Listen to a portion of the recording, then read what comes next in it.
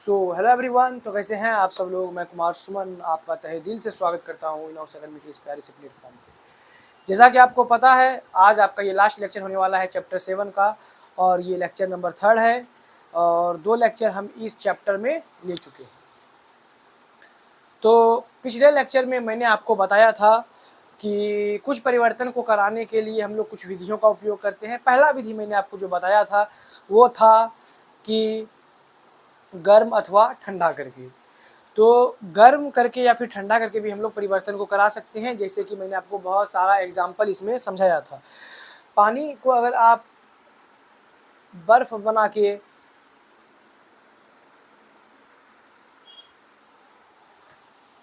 पानी को अगर आप बर्फ बनाते हैं तो उसके लिए आपको क्या करना पड़ता है, उसे ठंडा करना पड़ता है।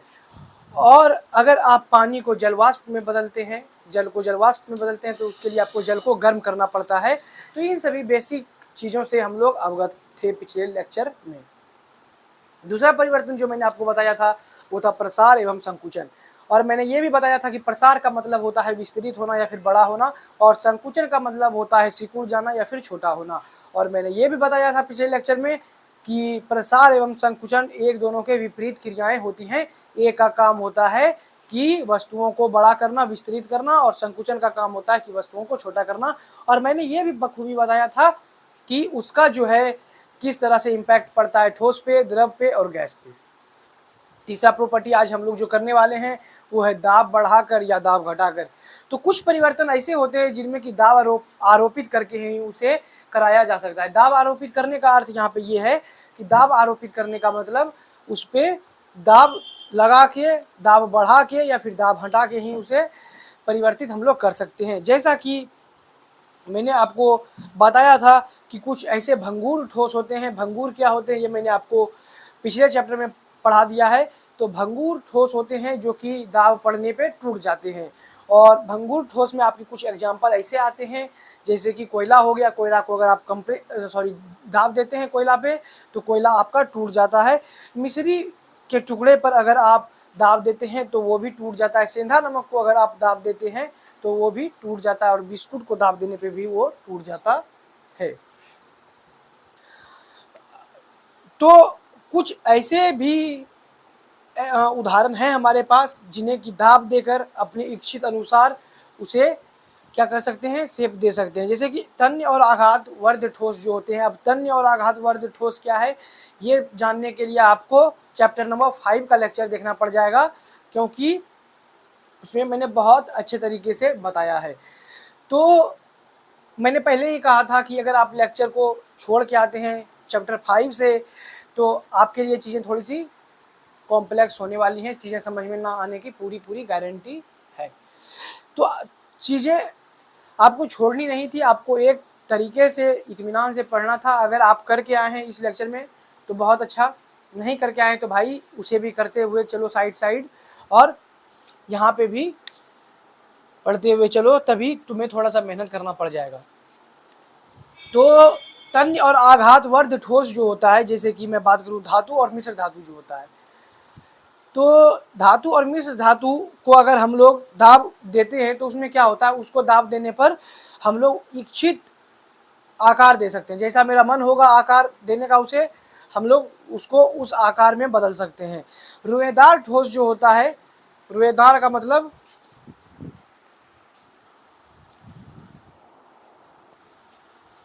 जैसे भाई मेरे पास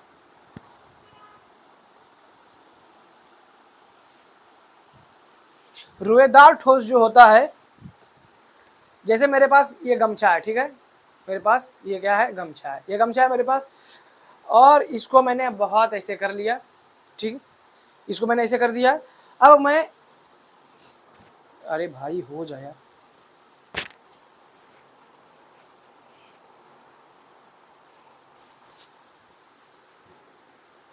ठीक है, देखो हो गया। चलो, जैसे रोएदार ठोस जो होता है उसे हम लोग दबाते हैं तो वो विरूपित तो हो जाता है, मतलब कि विरूपित हो जाते हैं, यानी कि सिकुड़ जाते हैं, और फिर दाब हटाने पर वो अपने मूल रूप में आ जाता है। जैसे ये है, अब हमने इसे दाब दिया, भाई बहुत रग यार ताकत लग रही है इसमें। अब इसे हमने क्या किया, दाब दिया, ठीक है, ऐसे समझना, दाब दिया, अब हमने इसको, अब इसे मैं छोड़ दिया, फिर ये अपने मूल रूप पे आ गया, फिर से मैं दाब देता हूँ एक बार आपके लिए, देखो दाब दिया मैंने, ये दाब जो हम दे रहे हैं ये विरूपित हो रहा है, यानी कि ये जो है कि सिकुड़ गया, जैसे हमने हाथ हटाया अपना, फिर ये अपने मूल रूप में आ गया। तो इसी को क्या कहते हैं, रोएदार ठोस जो होता है, अगर आप उसे दाब देते हैं तो वो तभी तक ही सिकुड़ सकता है जब तक आप उस पर दाब लगा के रखते हैं, जैसे आप उसको छोड़ देते हैं फिर वो अपने मूल रूप में आ जाता है।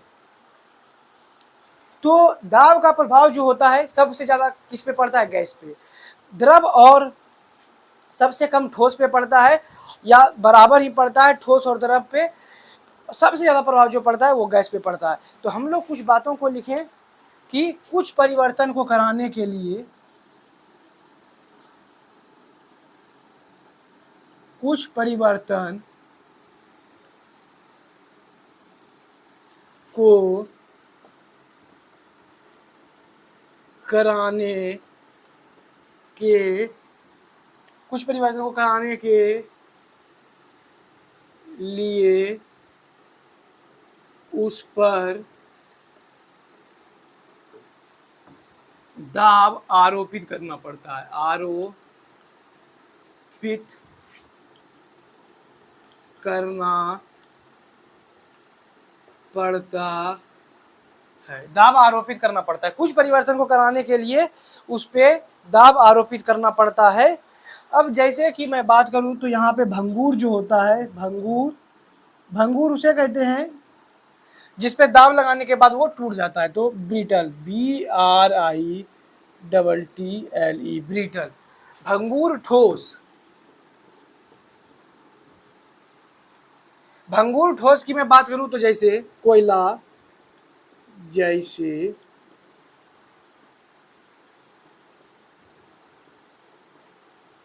कोयला, मिश्री, सेंधा नमक,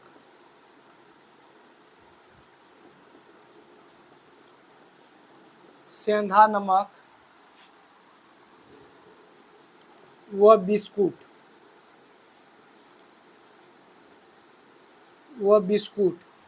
ब्रिटल भंगूर ठोस पर दाब आरोपित करने से, दाब आरोपित करने पर, भंगूर ठोस पर दाब आरोपित करने पर वह टूट जाता है। तो भंगूर जो होता है उस पर दाब आरोपित करने पर क्या होता है कि वो टूट जाता है। अब जैसे कि मैं बात करूं तन्य और आघात वर्धी,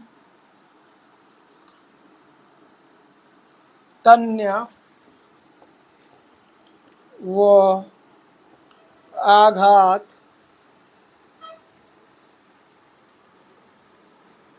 वर्ध्य, तन्य व आघात वर्ध्य,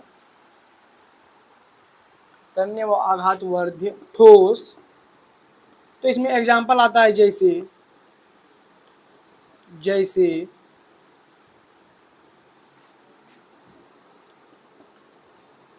धातु एवं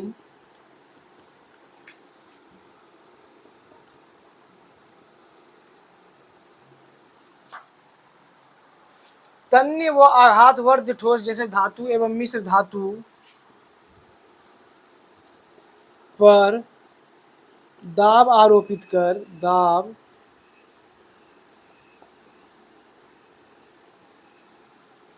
दाब आरोपित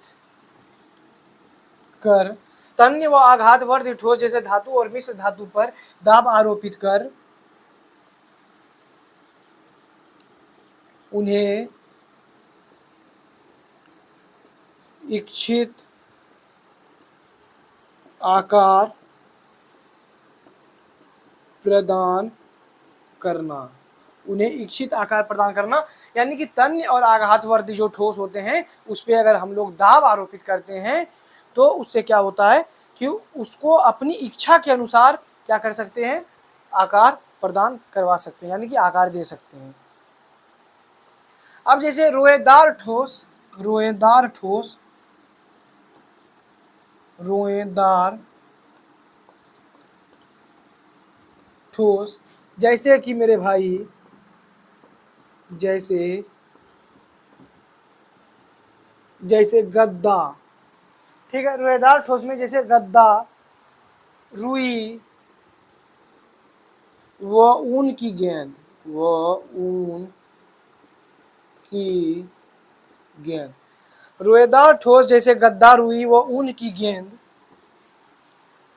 पर दाब आरोपित करने से, रोएदार रोएदार ठोस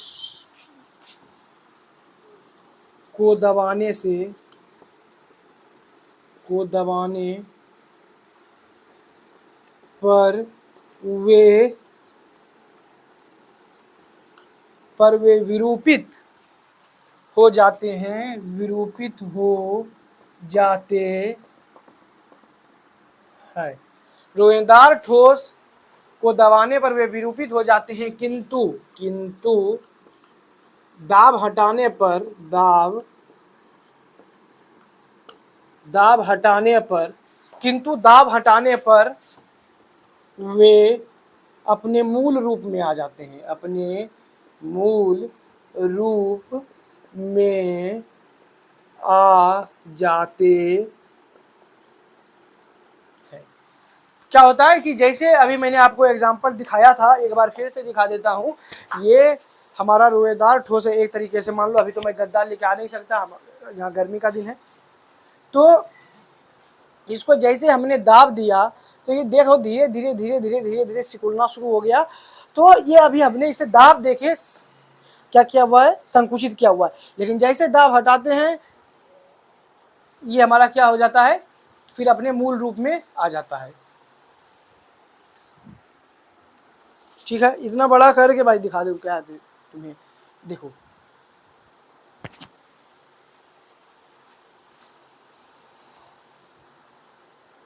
देखो दाब देके मैंने सिकुड़ा दिया, जैसे छोड़ा फिर ये अपने मूल रूप में आ गया। तो इसी को कहते हैं कि दाब देकर या दाब घटाकर क्या करना,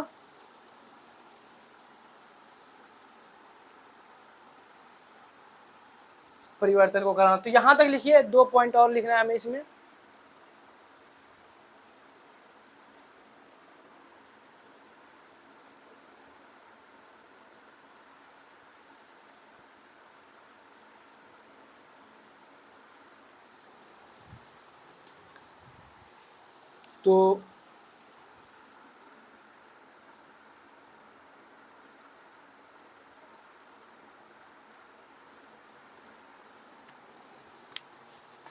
तो देखो मेरे भाई, यहाँ पे मैं इसे ना पहले मिटा देता हूँ।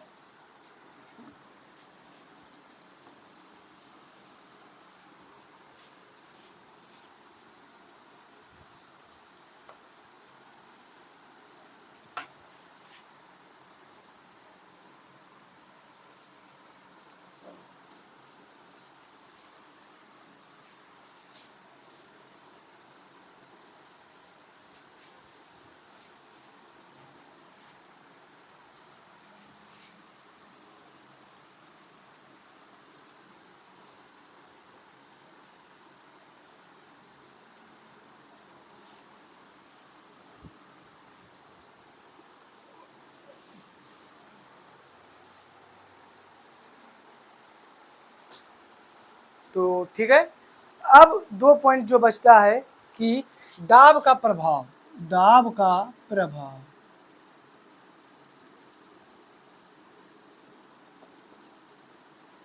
दाब का प्रभाव, दाब का प्रभाव सबसे कम किस पे होगा, सबसे कम जो होगा वो ठोस पे होगा, ठीक। उससे ज्यादा द्रव पे होगा, या इन दोनों पे लगभग क्या होता है, इन दोनों पे लगभग सेम होता है, ठीक है। सबसे ज्यादा प्रभाव हमारे गैस पे पड़ता है भैया। ये जो गैस है ये बहुत ज्यादा दाब से प्रभावित हो जाते हैं। ये गैस जो है दाब से प्रभावित बहुत ज्यादा होते हैं। तो इसीलिए दाब बढ़ाने पर क्या होता है, गैस सिकुड़ जाता है। दाब बढ़ाने पर गैस सिकुड़ जाता है, और दाब घटाने पर क्या होता है कि गैस फैल जाता है, ठीक है। दाब घटाने पर गैस फैल जाता है। तो यहाँ पे लिखेंगे दाब बढ़ाने पर, दाब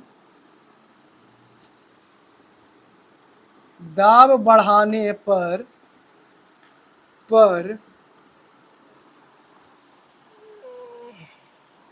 दाब बढ़ाने पर गैस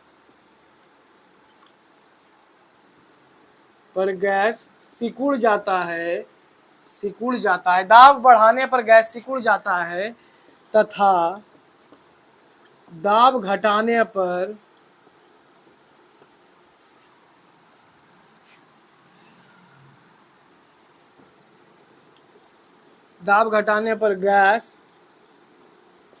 गैस फैल जाता है,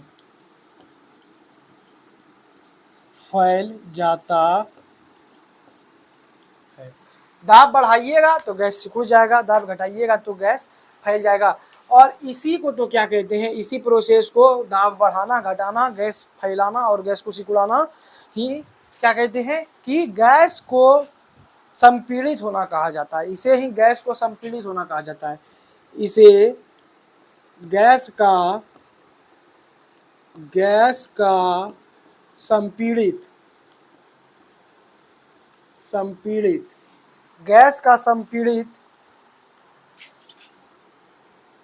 कॉम्प्रेस्ड, COMPRESSED, इसे गैस का संपीड़ित कंप्रेस्ड होना कहा जाता है। इसे गैस का संपीड़ित होना कहा जाता है। ठीक है, अब चौथा प्रॉपर्टी जो था हमारा दैट इज वो है भैया मिश्रण बनाकर वस्तुओं को मिश्रित कर परिवर्तन कराना, तो चौथा प्रॉपर्टी भी हम लोग यहीं डाल लेते हैं क्योंकि ये भी छोटा है।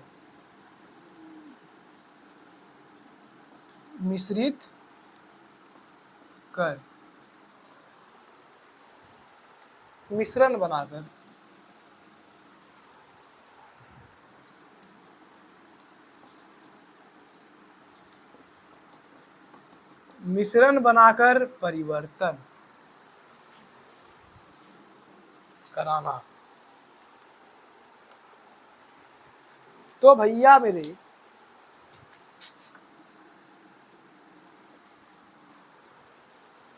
यहाँ पे देखो मेरे दोस्त कि मिश्रण कराने के लिए हम लोग कभी कभी क्या करते हैं कि वस्तुओं को मिश्रित कर अनेक परिवर्तन करा सकते हैं। वस्तुओं को मिश्रित कर अनेक परिवर्तन करा सकते हैं। वस्तुओं को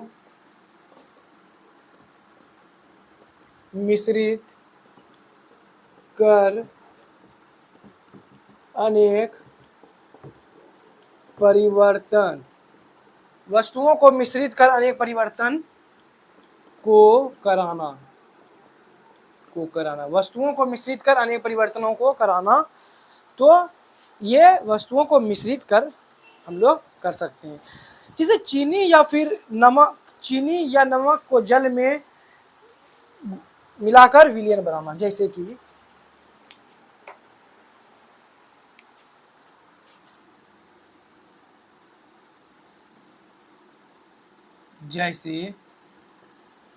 चीनी या नमक को जल में मिलाकर इसका विलयन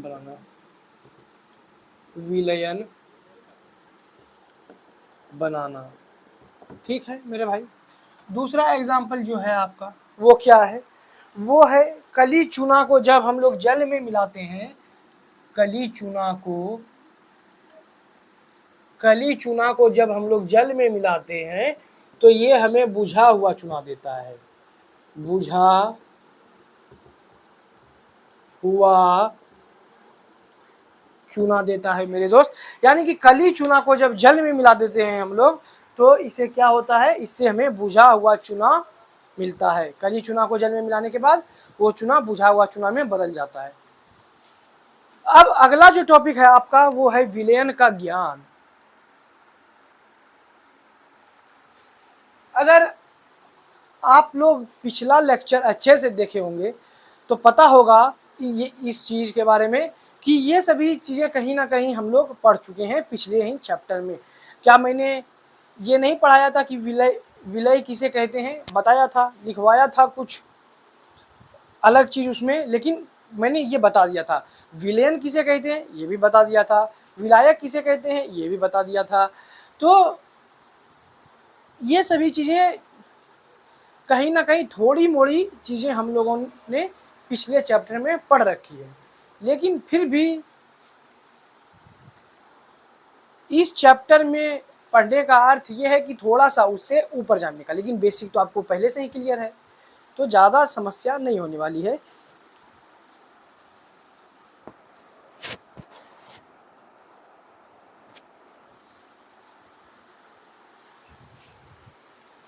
तो यहाँ तक आप लोग फटाक से नोट कीजिए। उसके बाद फिर हम लोग हेडिंग को बदलेंगे और हेडिंग लगा लेते हैं कि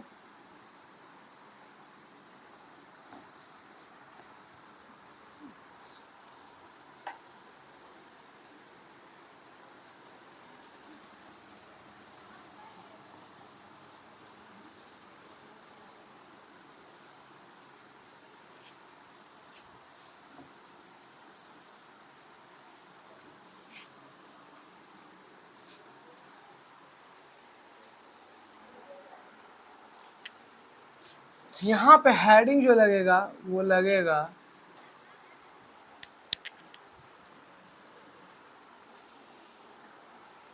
वो लगेगा विलयन का ज्ञान। विलयन का ज्ञान। तो आज हम लोग विलयन के ज्ञान के बारे में बात करेंगे, और हमें लगता है कि ये ज्ञान आपको पहले से ही होगा। एक ग्लास जल में अगर हम लोग चीनी को मिलाते हैं तो कुछ देर के बाद क्या देखते हैं कि वह चीनी जो है जल में विलीन हो गया है, मतलब घुल के खत्म हो गया है। तो उसी को हम लोग क्या कहते हैं, बोलते हैं कि भैया जल में चीनी विलीन हो गई, मतलब वो घुल गई।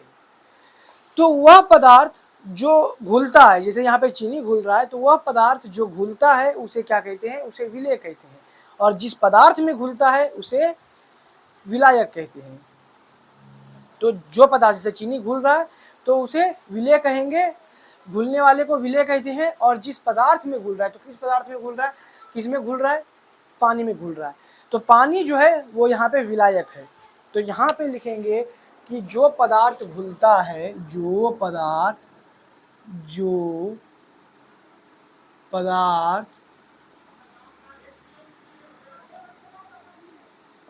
घुलता है विलेय कहलाता है। विलेय, ठीक है, विलेय यानी सॉल्यूट। जो पदार्थ घुलता है उसे विलेय कहते हैं, उसे विलेय कहलाता है। ठीक है। और जिस पदार्थ में घुलता है, जिस पदार्थ में विलेय घुलता है, जिस पदार्थ में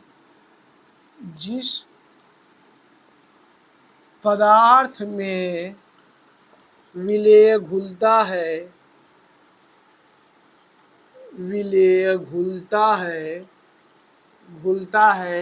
उसे विलायक कहते हैं। विलायक यानी कि मेरे भाई इसे कहेंगे हम लोग विलायक, यानी कि इंग्लिश में सॉल्वेंट।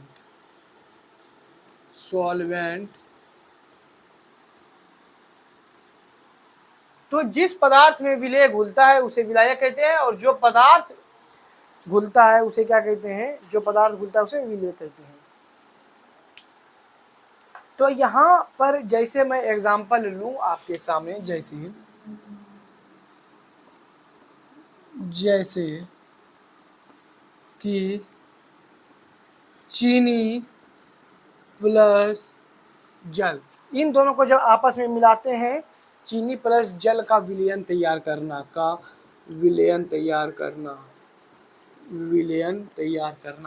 चीनी प्लस जल का विलयन तैयार करना। तो इसमें विलायक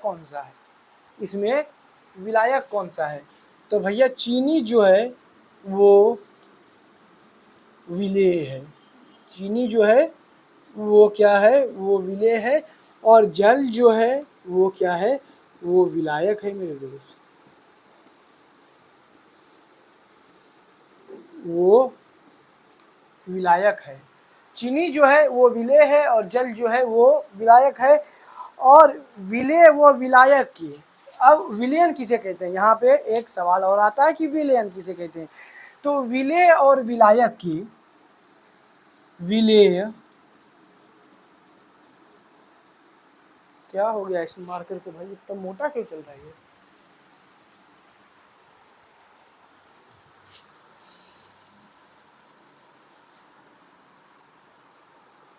विलेय व विलायक की, विलेय व विलायक के समांग, समांग। अब समांग मिश्रण क्या है, ये भी मैंने आपको पिछले लेक्चर में बताया है, पिछले चैप्टर में मतलब बताया है, तो वहां से जाके देखो मेरे भाई। विलेय व विलायक के समांग व, विलेय व विलायक के समांग व पारदर्शी मिश्रण, पारदर्शी मिश्रण को, विलेय व विलायक के समांग व पारदर्शी मिश्रण को विलयन यानी कि सॉल्यूशन, SOLUTION, ये मैथ का सॉल्यूशन नहीं है, ये है केमिस्ट्री का सॉल्यूशन। तो विलयन कहते हैं।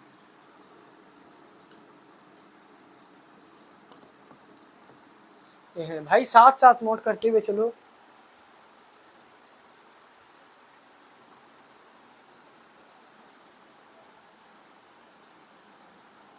तो हम लोग एक बात बोलने तो ये कह सकते हैं कि विलयन के जो होते हैं वो दो घटक होते हैं, विलयन के दो घटक होते हैं।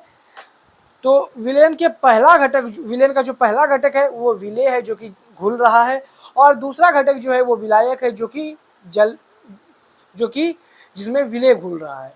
तो विलयन के दो घटक, पहला जो घुलता है उसे विलायक कहते हैं, और दूसरा जिसमें घुलता है उसे विलायक कहते हैं, और जो घुलता है उसे विलेय कहते हैं। तो दो घटक है, विलेय और विलायक, बस। तो यहाँ पे लिखेंगे कि विलयन के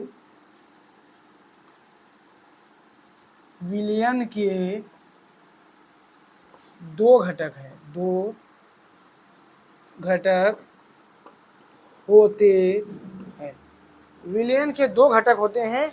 तो मेरे भाई पहला जो है विलयन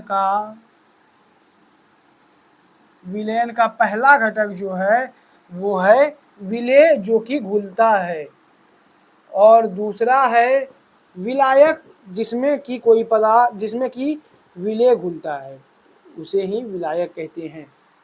पहला विलेय और दूसरा विलायक। अब यहाँ पे एक टर्म और आ जाता है जलीय विलयन। यहाँ तक पहले आप नोट कीजिए।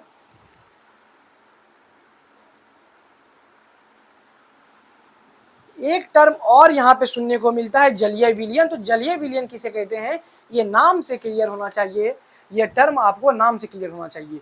जलीय विलयन मतलब विलयन तो है ही यहाँ पे, विलयन जो कि विलेय और विलायक के मिश्रण से बना है उसे विलयन कहते हैं।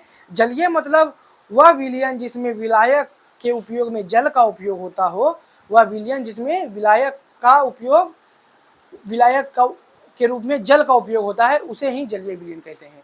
विलेय कुछ भी हो सकता है, लेकिन विलायक यहाँ पे जल ही होना चाहिए, कोई भी पदार्थ जल में ही घुलना चाहिए, तो उसे क्या कहते हैं हम लोग, विलायक कहते हैं, सॉरी जलीय विलयन कहते हैं, एक्वस सॉल्यूशन कहते हैं। तो यहाँ तक आपका नोट हो गया होगा मेरे भाई। तो इसे मिटाते हैं फटाक से हम लोग और आगे बढ़ते हैं।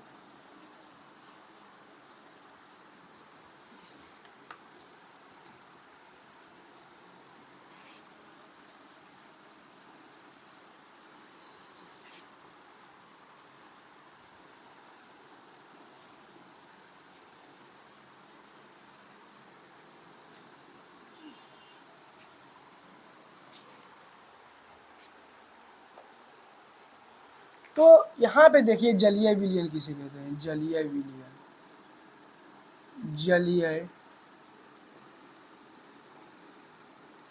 विलयन, aqueous solution, AQUEOUS,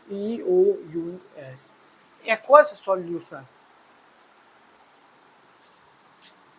aqueous solution, aqueous solution किसे कहते हैं मेरे दोस्त? वह विलयन, वह विलयन, वह विलयन जिसमें, जिसमें, वह विलयन जिसमें विलायक के रूप में, वह विलयन जिसमें विलायक के रूप में, विलायक के रूप में जल का उपयोग हो, में जल का उपयोग हो, वह विलयन जिसमें विलायक के रूप में जल का उपयोग किया जाता है, जल का उपयोग किया जाता है, उसे ही तो हम लोग क्या कहते हैं, जलीय विलयन कहते हैं। क्या यहाँ तक आपका हो गया है? जल्दी से नोट कीजिए। अब ये तो हो गया जलीय विलयन। अब असंतृप्त विलयन किसे कहते हैं? असंतृप्त विलयन, असंतृप्त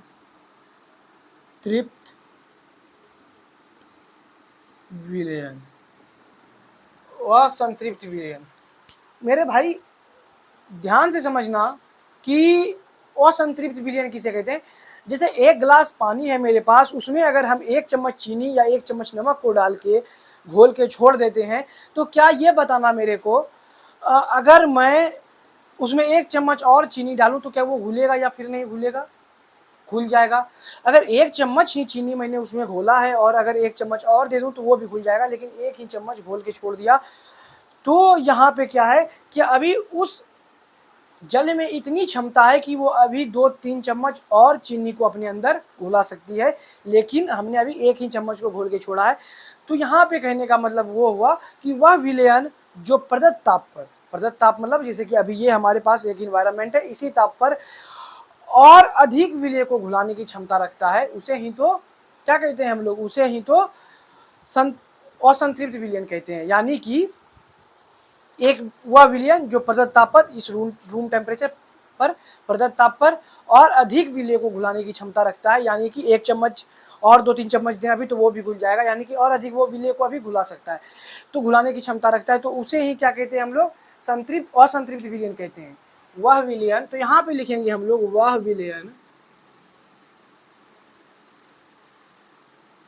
वह विलयन जो प्रदत्त ताप पर, जो प्रदत्त ताप पर, वह विलयन जो प्रदत्त ताप पर और अधिक,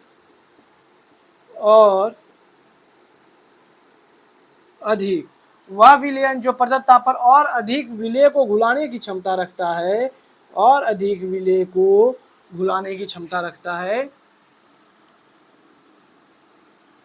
को घुलाने की क्षमता रखता है, की क्षमता रखता है, वह विलयन जो प्रदत्त ताप पर और अधिक विलय को घुलाने की क्षमता रखता है, उसे असंतृप्त विलयन कहते हैं। असंतृप्त, उसे असंतृप्त। जब मुझे राइटिंग पसंद नहीं आता तो मैं उसे मिटा देता हूँ। उसे असंतृप्त, उसे असंतृप्त विलयन कहते हैं, विलयन कहते हैं, कहते हैं। दूसरा जो है आपका वो है संतृप्त विलयन। यहाँ पे है अब संतृप्त विलयन। तो जस्ट इसके उल्टा आपको संतृप्त विलयन देखने को मिलता है मेरे दोस्त। यानी कि मैं यहाँ पे बोलूँ तो वह विलयन जो प्रदत्त ताप पर, यानी कि वह विलयन, जैसे कि मैं बता रहा हूँ, फिर से एक बार समझना, इधर ध्यान देना मेरे दोस्त, कि जैसे एक गिलास वाटर है, उसमें मैंने 1 चम्मच चीनी लेके या फिर नमक लेके छोड़ा था। अब उसी गिलास में फिर से आप नमक डालना शुरू कर दो और घुलाते जाओ। 2 चम्मच दोगे फिर घुल जाएगा, फिर 1 चम्मच दोगे फिर घुल जाएगा। एक समय ऐसा आएगा कि जब आप नमक उसमें दे रहे हैं वो घुलना बंद हो जाएगा, जल में वो नमक घुलना बंद हो जाएगा। तो आप देखिएगा उस वक्त कि वो जो नमक रहता है वो ग्लास के तली पे जाके बैठना शुरू हो जाता है, यानी कि वो नमक अब उस जल में नहीं घुल सकता। तो क्या हुआ कि वो विलयन संतृप्त हो गया। तो वह विलयन जो प्रदत्त ताप पर थोड़ा भी अधिक विलय को नहीं घुला सकता है, उसे ही तो हम लोग क्या कहते हैं, संतृप्त विलयन कहते हैं। तो यहाँ तक चीज आपको क्लियर है। तो यहाँ पे हम लोग लिखेंगे कि वह विलयन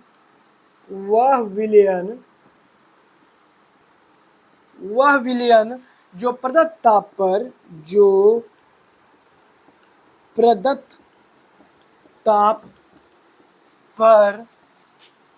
थोड़ा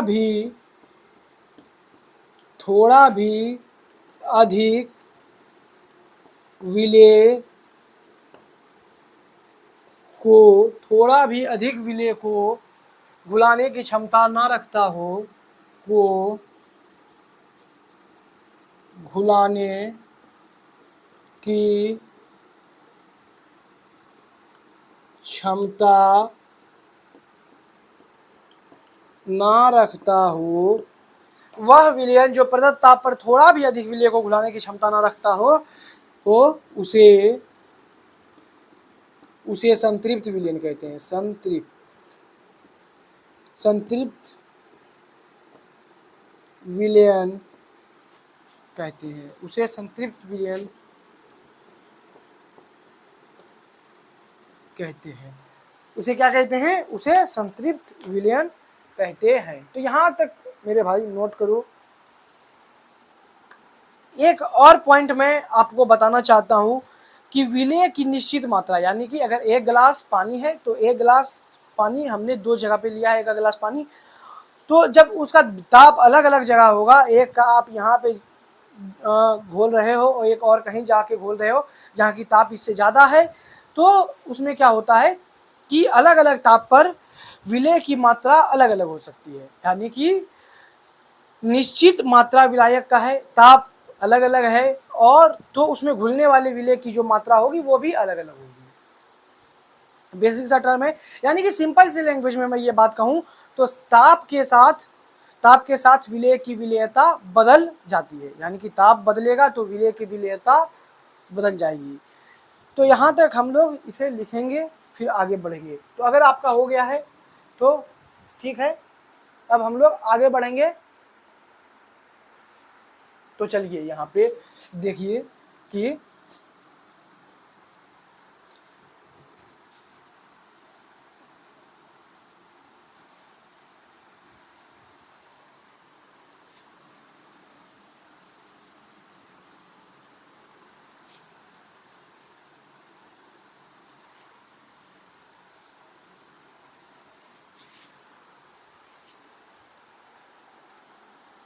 तो यहाँ पे लिखेंगे कि विलायक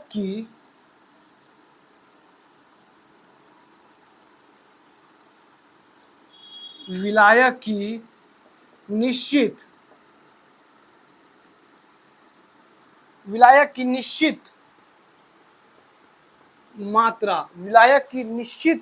मात्रा में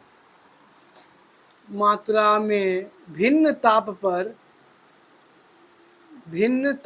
यानी कि अलग अलग ताप पर, विलायक की निश्चित मात्रा में भिन्न ताप पर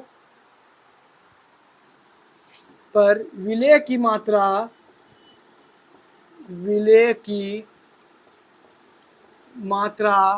भिन्न भिन्न हो सकती है। भिन्न भिन्न हो सकती है। भिन्न भिन्न हो सकती है। इसी को जैसे मैं एग्जांपल लूं यहाँ पे, जैसे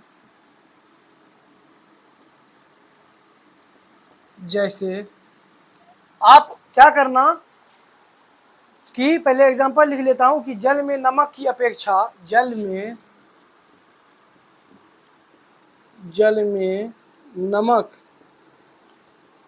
की अपेक्षा चीनी अधिक विलेय है। चीनी अधिक विलेय है। विलेय है।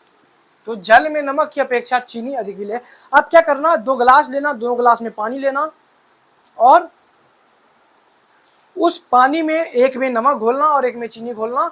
तो जितने चम्मच चीनी और नमक डालना है उस नंबर को काउंट करते जाना और देखना भाई कि कौन सा ज़्यादा घुल रहा है।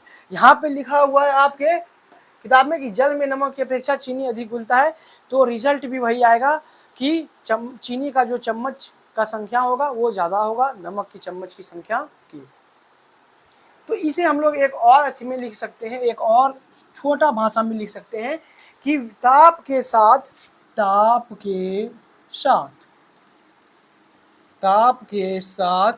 विलेय की विलेयता बदल जाती है। ताप के साथ विलेय की विलेयता बदल जाती है।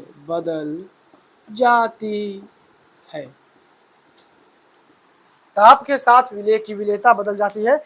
और मेरे दोस्त, एक आपके किताब में करें देखें और समझे में सोडियम सल्फेट का फॉर्मूला दिया हुआ है। सोडियम सल्फेट का फॉर्मूला दिया हुआ है जिसे कि हम लोग कहते हैं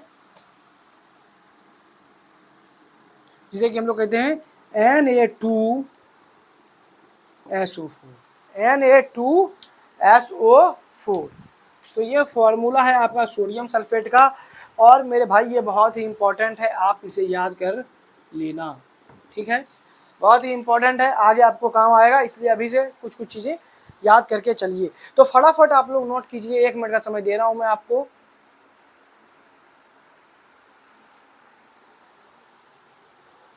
फटाफट आप लोग नोट डाउन कीजिए।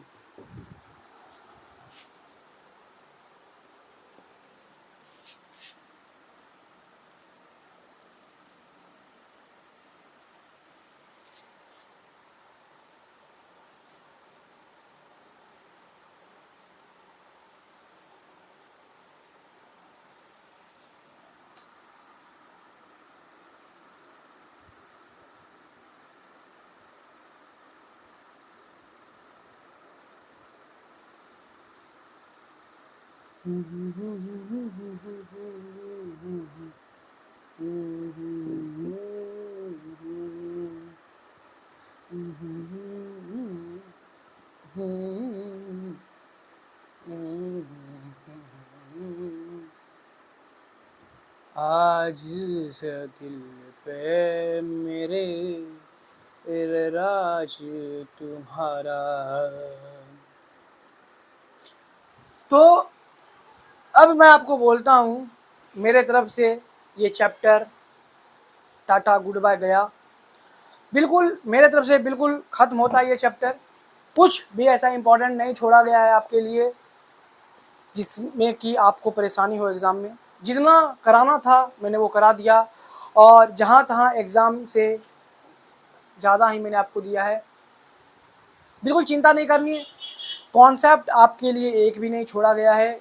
जितना ज़रूरत था उससे ज़्यादा दिया गया है आपको। और मेरे भाई अब ये आपके ऊपर में है, आप इसे जितनी जल्दी ख़त्म कर लो, जितना अच्छे से रिवाइज़ कर लो, आपको उतने ही ज़्यादा फ़ायदे देखने को मिल जाते हैं। तो हाफ अर्ली के लिए यहाँ तक आपका एग्ज़ाम चैप्टर नंबर 7 तक ख़त्म हो जाता है। हाफ अर्ली यहाँ तक आपके हो जाएंगे। तो मैं अब ये बोल सकता हूँ कि चैप्टर को एंड करके मुझे बहुत मज़ा आया। और मज़ा इसलिए भी आया क्योंकि इस चैप्टर में हम लोगों ने बहुत सारी नई चीज़ों के बारे में जाना। और आप लेक्चर में जब भी आते हैं तो कुछ सीखने के ख्याल से आइए, कुछ नया सीखने के ख्याल से आइए और लेक्चर को फ़न वे में यूज़ कीजिए। फ़न वे का मतलब ये नहीं कि पढ़ लिए फिर मोबाइल चला लिए फिर पढ़ लिए फिर। फ़न वे का मतलब तरीका आपका ऐसा होना चाहिए, ये सोच होनी चाहिए कि भाई आज हम जा रहे हैं तो कुछ अच्छे से कुछ नया सीख के आएंगे। लेक्चर आपको अच्छा लगे या ना लगे, ये पढ़ना आपको पड़ेगा ही, क्योंकि पढ़ाई इम्पोर्टेंट है। अच्छा लगने का मतलब मैं अपने तरफ से नहीं बोल रहा हूँ, आपकी तरफ से बोल रहा हूँ, पढ़ने का मन करे या ना करे पढ़ना पड़ेगा। और सबसे बड़ी बात कि क्लास 6 में आपके जितने भी फ्रेंड हैं उनके साथ ये वीडियो शेयर कर दीजिएगा, ताकि उन्हें भी इनॉक्स एकेडमी के बारे में पता चले। पीडीएफ आपको पता है, आपको टेलीग्राम से मिल जाएगा। डाउट आप वीडियो में पूछ सकते हैं, टेलीग्राम पे पूछ सकते हैं। हमारा एक इंस्टा अकाउंट है और हमारा एक थ्रेड अकाउंट है इनॉक्स एकेडमी के नाम से, तो वहाँ भी आप हमसे ज्वाइन कर सकते हैं। और अगर आप इंस्टाग्राम के फॉलोइंग में जाते हैं तो देखिएगा कि एक ही अकाउंट आपको दिखेगा, वो कुमार सुमन, वो मेरा अकाउंट है।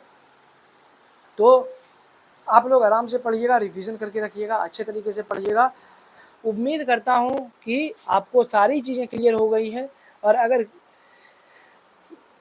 आपको ये लेक्चर बहुत ही अच्छा लगा तो हमें कमेंट करके बताइए। तब तक मैं आपके कमेंट को देखूंगा, और हमारे लिए आपके कमेंट बहुत ही इम्पोर्टेंट है मेरे भाई। आपके डाउट भी मेरे लिए बहुत इम्पोर्टेंट हैं, इसलिए मैं कहता हूँ कि जब कभी कोई दिक्कत हो तो घबराना नहीं है। आपका बड़ा भाई हूँ मैं, बड़े भाई के रूप में यहाँ पे खड़ा हूँ, कोई दिक्कत लेने वाली बात नहीं।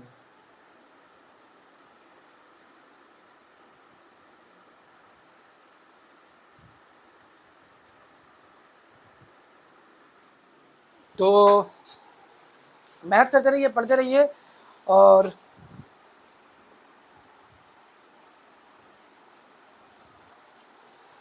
तो सुनिएगा, मैं कुछ गलत पर्सपेक्टिव से नहीं बोल रहा हूँ, बस ये लाइनें हैं कि मेरा ऐसा कोई भाई रिलेटेड सरकारी नौकरी से नहीं है, प्लीज़ इसको अदरवाइज़ मत लीजिएगा। तो मैं यहाँ पे बोलना चाहूँगा कि बड़ा नौकर बनने से अच्छा है कि छोटे मालिक बन जाओ। बड़ा नौकर बनने से अच्छा है कि छोटे मालिक बन जाओ। दूसरों के पीछे चलने से अच्छा है कि अपना रास्ता खुद बनाओ। तो किसी का कॉपी आपको नहीं करना है, किसी को देख के आपको नहीं चलना है। तो पढ़ते रहिए, मस्त रहिए, और अपना रास्ता खुद बनाइए और लगे रहिए। तो मिलेंगे आपसे अगले लेक्चर में, तब तक के लिए see you super soon in the next lecture. Okay बच्चों, लव यू, बाय बाय।